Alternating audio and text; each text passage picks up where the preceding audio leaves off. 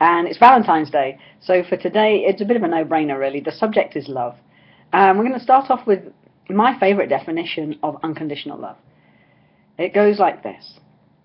It says that there is nothing you could do that would make me love you more, and there is nothing you could do that would make me love you less. And when you think about that, that idea of loving without need, loving without expectation, loving without wanting anything, but just loving, it's a great ideal. And, I know I wasn't raised necessarily in that kind of unconditional love. I'll love you if you do X, Y, Z, or you behave in such a way. That's the kind of love we've been typically raised with, and I know that's not true for everybody.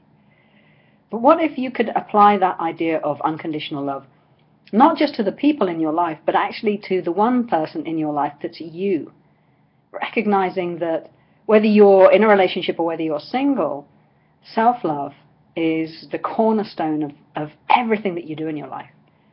You can only love others to a certain degree if, when you look in the mirror, you're filled with self-loathing and self-hatred and other variations of criticism and judgment, guilt, blame, shame, and all of those other stories we play with ourselves.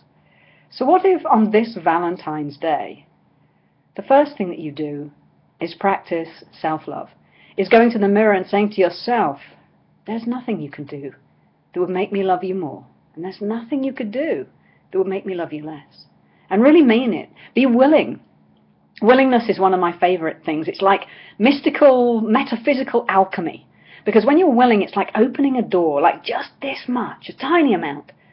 Even though you don't know what's behind the door, when you do that, when you open that door, when you go into willingness, the universe conspires to support you.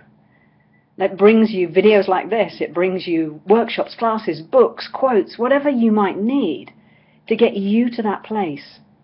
And so if you could be willing to love and accept yourself exactly as you are, just for today, if you could be willing to go to the mirror and tell yourself how much you are willing to love yourself, even if it feels like it's just too big of a leap to genuinely go to the mirror and say, there's nothing you could do that would make me love you more, and there's nothing you could do that would ever make me love you less.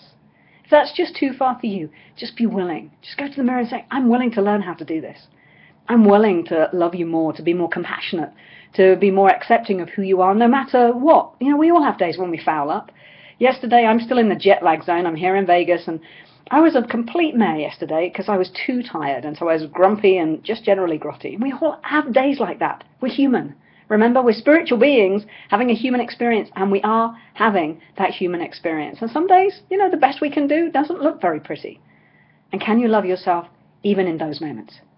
And that's the practice. So on this Valentine's Day, I certainly send you all my love, and I invite you, no matter what your relationship status might be, I invite you to be willing to love yourself more first. I'll see you tomorrow.